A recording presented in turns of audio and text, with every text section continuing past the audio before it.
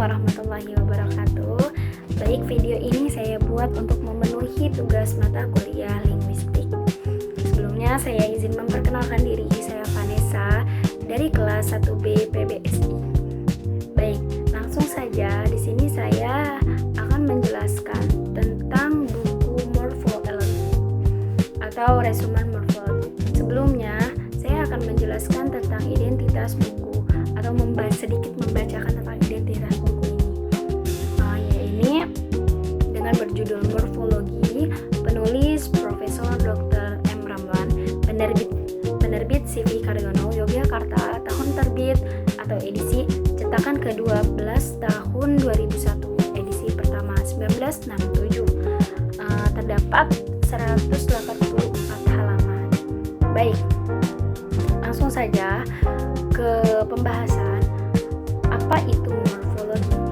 Di sini dijelaskan bahwa cabang linguistik yang mempelajari bentuk kata fokus pada morfem sebagai satuan terkecil bermakna menganalisis pembentukan kata dalam bahasa Indonesia. Langsung saja ya ke slide selanjutnya. Terdapat jenis morfem. Yang pertama morfem bebas, yang kedua morfem terkait, yang ketiga morfem leksikal, yang keempat morfem gramatikal. Dari 4 morfem ini apa sih maksudnya? Nah, morfem bebas tersendiri ialah bisa langsung jadi kata dan berdiri sendiri dalam kalimat. Kan maksudnya itu dapat berdiri sendiri dalam kalimat, seperti misalkan contoh rumah. Nah, rumah tidak dipakaikan dengan kalimat-kalimat lain, sudah jelas rumah itu apa, dan orang tuh sudah mengerti apa arti rumah. Nah, dan ada morfem apa di sini? Morfem terkait, tidak bisa berdiri sendiri. Intinya morfem ini harus menempel pada kata lain agar punya arti. Contohnya itu kan di sini awalan yang ber atau yang berakhiran kan tidak mungkin kita cuma jangan kita apa itu gitu. Mungkin kita tempelkan dengan kata main, jadi bermain dan lain sebagainya. Nah, di sini juga ada morfem leksikal. Morfem leksikal ini sebenarnya hampir mirip dengan morfem bebas.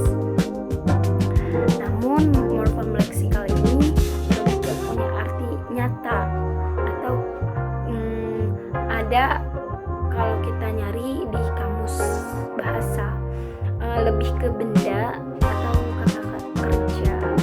Nah, di sini morfem ada lagi morfem gramatikal. Hampir sama juga dengan morfem terkait ya, karena dia tidak bisa berdiri sendiri. Seperti di sini tuh morfem gramatikal tuh fungsinya untuk mengatur tata bahasa seperti bisa kita sederhanakan morfem gramatikal itu seperti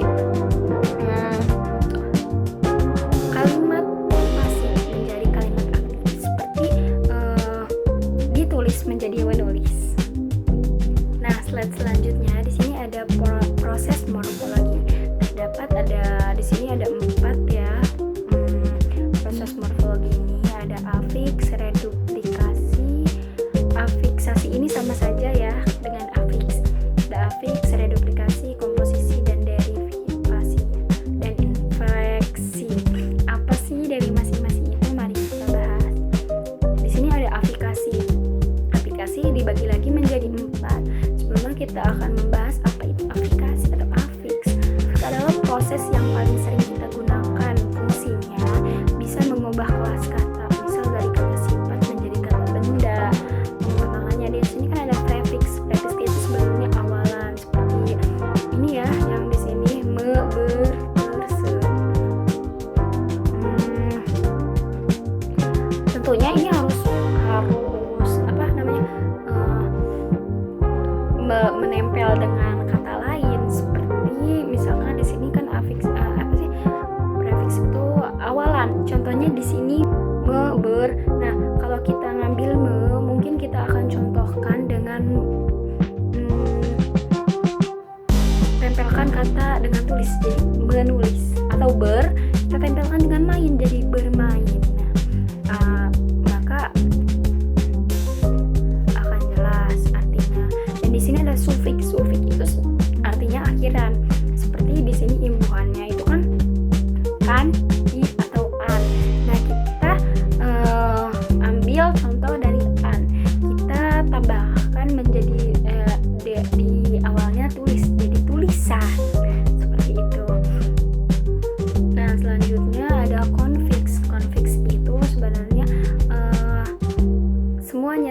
dari awalan dan akhiran. Jadi gabungan awalan dan akhiran. Contohnya kan di sini ke yang berawalan ke dan berakhiran a. Mungkin kita bisa kasih contoh tuh seperti kebaikan, ke tambah baik dan tambah an, jadi kebaikan. Nah, yang terakhir di sini kan ada infix. Infix itu sebenarnya ditambahkan di tengah-tengah kata dasar, seperti kata jemari. Jemari itu kan kata jari, yang dimana jari ditambah em gitu kan, jadi jemari. Seperti itu. Selanjutnya ada reduplikasi. Reduplikasi ini sebenarnya artinya adalah pengulangan kata ya. Maksudnya adalah satu kata yang diulang-ulang menjadi kata baru, makna baru. Seperti di sini kan ada laki, contohnya satu kata rumah. Nah, diulang 2 kali, rumah-rumah, bertujuan untuk menunjukkan banyaknya rumah, bukan hanya satu. Selanjutnya di sini ada komposisi. Arti komposisi itu adalah 2 kata yang berbeda tapi menjadi satu makna.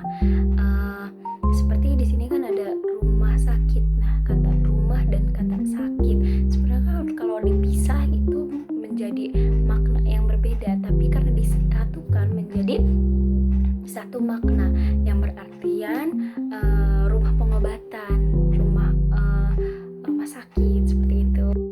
Nah, yang terakhir di sini ada derivasi dan infleksi. Derivasi ini pembentukan kata baru.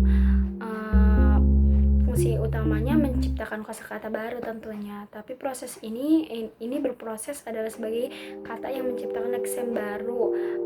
Prosesnya seperti misal perubahan kosakata seperti dari verba ke nomina. Seperti contohnya tulis itu kan verba. Nah, penulis jadi nomina.